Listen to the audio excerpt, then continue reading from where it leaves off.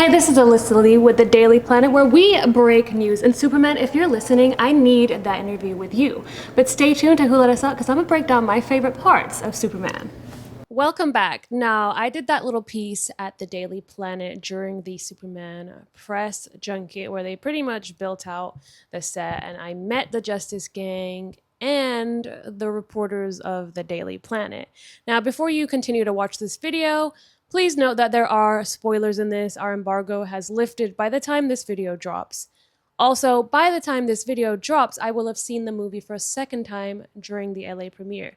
I saw the film about 10 days ago, and obviously we haven't been able to drop our reaction since, but I will be dropping this, and when I see it a second time, I feel like I'll have more to say, but I'll continue with some related shorts. If anybody has any questions, feel free to drop them in the comments. I strive to be very honest when I talk about a movie, and I went into this was one of my most anticipated films of the year. I really was excited for it. I feel like the Christopher Reeve Supermans were my favorite films. I liked Man of Steel, but it was nothing mind-blowing to me.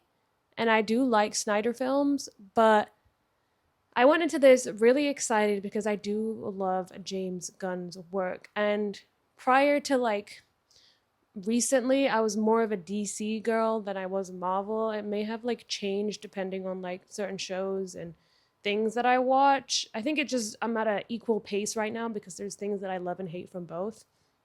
I will no way say I'm an expert. At the end of the day, I'm a news reporter and a critic, and I review movies, but I review them based off did I like it? Was I off my phone? Did I have a good time? Was I bored? Did I go home and start Googling things?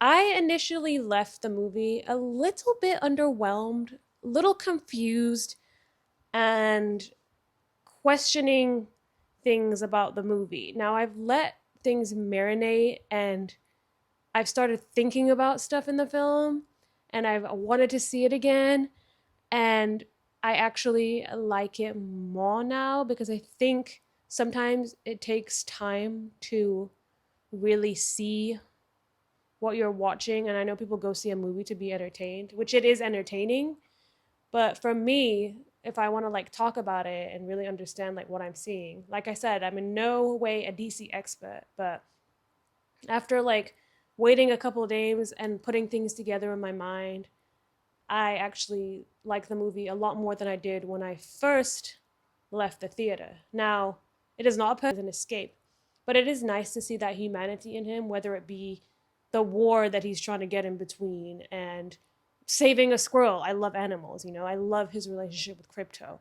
I love when he saves a random dog. I love that. I even love when he has the battle with Kaiju and the Justice Gang come in and, they do what they do, and he still doesn't want to technically kill it, but, things happen. He would rather, just stop him from wreaking havoc. And I like that, and kind of reminds me a little bit of a Daredevil, but I digress. I think I like that part the most, but it is very different. For example, one thing that I was like, oh, okay, Lois already knows that he's Superman. She already knows that Clark is Superman. And I like the mystery of her finding out in the shows and in the movies and going through that, and, Clark having his glasses on and then taking them off and, suddenly being Superman. And there's moments where him and Lois are debating, and she's like, how many times are you going to interview yourself, Clark, and write these stories interviewing yourself? And he finally lets her interview him, and she snaps from being in a relationship with him. And it doesn't really note how long they've been in a relationship, a couple of months from what their dialogue is. But she snaps from that to reporter when he lets her interview him when they're at her home. And I think it's really cool as a journalist to see how she snapped and was unbiased and was questioning him. And in this moment, Clark, Superman, was getting very, I would not say defensive, but angry when he was trying to explain this is why I stopped this certain event, because people are going to die, and that's more important than international laws and treaties. That's his main objective.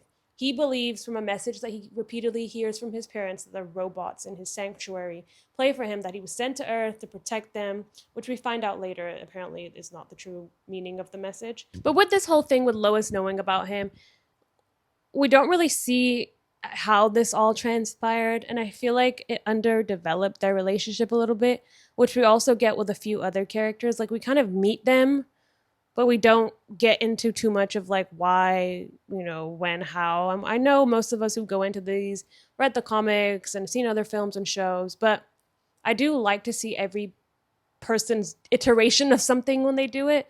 So I felt like some places that seemed rushed. And there was also moments where, when we're at the Daily Planet and these big things are breaking and happening, Clark is visibly absent because he's handling it as Superman. And I do wonder, like, why are the Daily Planet staff not wondering where he is? Because if we all went to a regular job and we were, like, not here during major things, I'm pretty sure someone would notice. Of course, we're in a fictional world, but these are questions that I would just have. Now, people are saying the film doesn't get gritty enough, but it is pretty violent and brutal in some places. The moment where Lex and his team, get into the Fortress of Solitude and kill the robots, and it seemingly insinuates that Crypto is also hurt or killed in that moment, which shocked me for a hot minute, and I was waiting to find out what happened to Crypto. It goes there, and that was pretty intense. But also the battle with like kaiju, like I didn't really like the actual battle.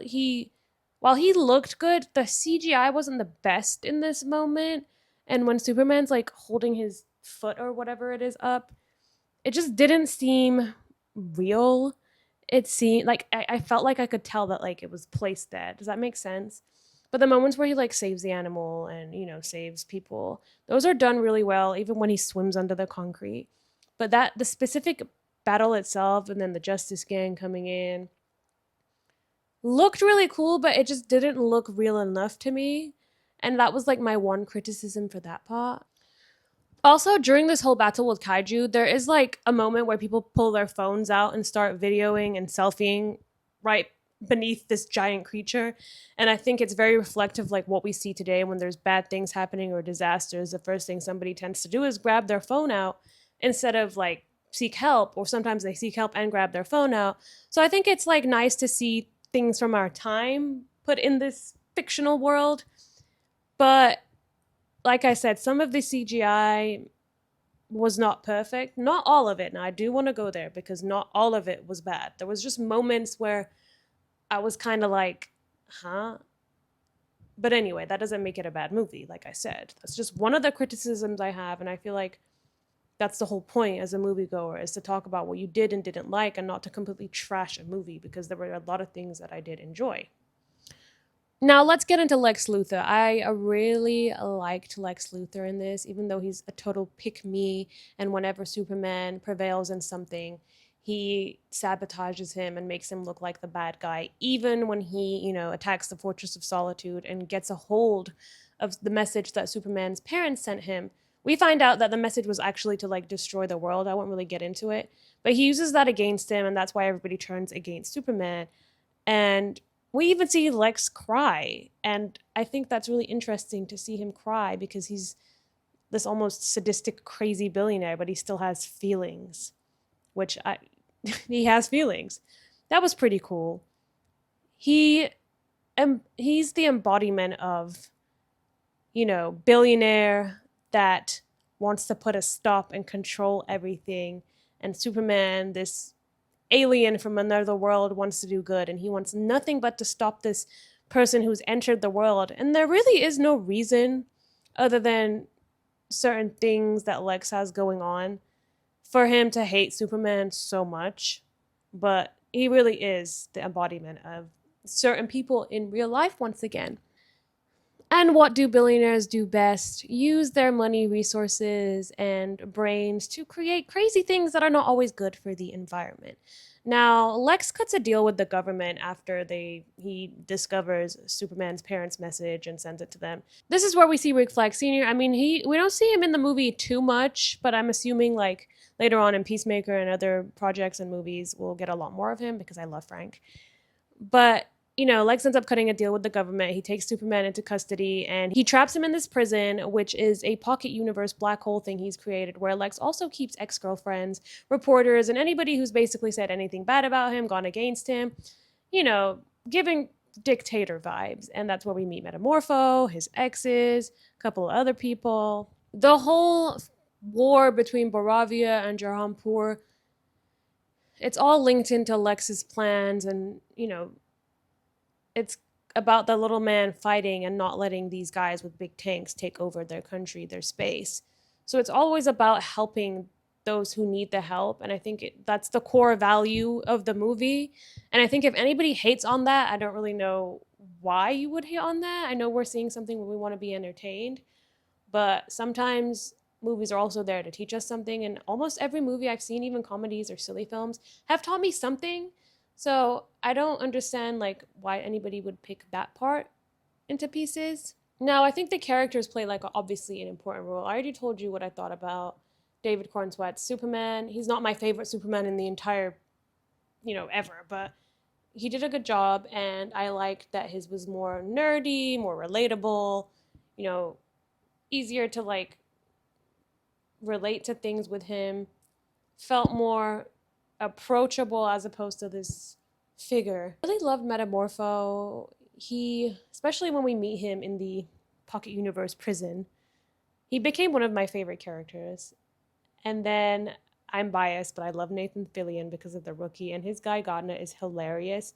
It's those like a goofy dad joke style comedy that James Gunn puts in there with his character. Obviously, they make fun of his haircut, and even in the end, like he thinks he's like better than everyone. He still helps, and his intentions are good. Hot girl, I love Isabella. She is phenomenal. I can't wait to see more from her character. Like I said, I feel like some characters didn't get too much and I wanted more. Really loved Mr. Terrific. He was just so smart, so genius, played so well. I feel like he's probably my top two in this film because he just really blew me away, and I would love to see more, which I think obviously is coming. Peacemaker, we got a really funny little moment. Obviously, we're going to get more in his show. There were a lot of characters that I wanted more of that were here and there, like the Daily Planet, the reporters there, they were funny. We didn't get to see too much of them, and I feel like I'm used to seeing Clark more in that space, and he wasn't in there as much, and I wanted a little bit more of his human, like, days. But like I said, we're in this, and he's already told Lois, and so I just want to know, like, what happened before that. That's what I left the movie wanting. There were some moments, once again, where it was kind of, like, confusing. The first 10 minutes of the movie, I was a little bit like, what am I watching? But it did get better throughout. Now, I don't know if you've noticed, but these Funkos, the Hammer of Baravia and Ultraman, have 583 because they are basically the same entity.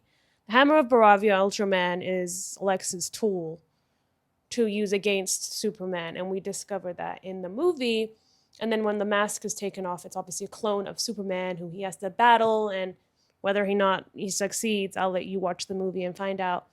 This part for me was a little bit underwhelming. Like, the lead up to it was great, but that final reveal in the battle, also like Superman fighting himself and the other clone or whatever, other Superman not talking, that part I didn't like too much and it didn't work for me, but maybe there's a reason behind everything. So that's like one part that I didn't like. Overall, let me tell you, James Gunn is not going to go out there and make a movie we've already seen. I mean, this challenges the typical Superman formula. It gives us a villain, it gives us good side characters. Sometimes the plot kind of is a little all over the place, some character development is thin, but I think I left 65% satisfied with this movie. And I believe fans of Superman will be happy. They'll be wanting more and they'll want some things fixed. And of course, there's some inconsistencies and some of the storyline feels forced. But no movie is perfect. No movie sets out to make a bad movie. I do think there needs to be some work done on the CGI. That was like my biggest pet peeve in certain areas. I feel like it distracted from the core of the movie and the story, and it sometimes annoyed me a little bit.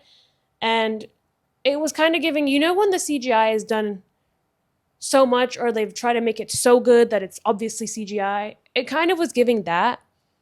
It's not like you could see that it was CGI, but it made it obvious. But do we need Superman right now? Yes, we do. We need Superman because we need DC to be refreshed. We need somebody in the world or something to look forward to. We need the idea of somebody who can save us, because these movies at the end of the day are for escapism, and they're there to give us entertainment and an awareness from everything that's going on. And it's supposed to be entertaining, which I did leave entertained. And that's it. I will have a few more things to say when I watch it again, because I believe in order to give like an accurate representation and review of something, you need to watch it a couple of times. Me watching something a couple of weeks ago and then coming back 2 weeks later, writing down my thoughts and trying to get it all out. I'm not going to get everything I want to say, but I just want to get this out there. And then once I see it again tomorrow, I'll probably be like, ooh, like I missed that or whatever. But overall, I wouldn't let people online stop you from watching a movie. If you want to go and see it, and I know movie theater tickets are expensive, especially here in the US, but go and see it. Don't let trolls online make you not want to see a movie. Form your own opinion. At the end of the day, my opinion of this movie is mine. This is what I thought. Your opinion could be completely different. Their opinion could be different. Everybody likes and hates movies, and it shouldn't be anybody else's decision that thwarts yours. So go and see it, but don't let other people stop you from seeing it. If there's anything more that you want to know, please feel free to drop it in the comments. Subscribe, like, and turn that notification bell on, because there's going to be a lot more that I have to say.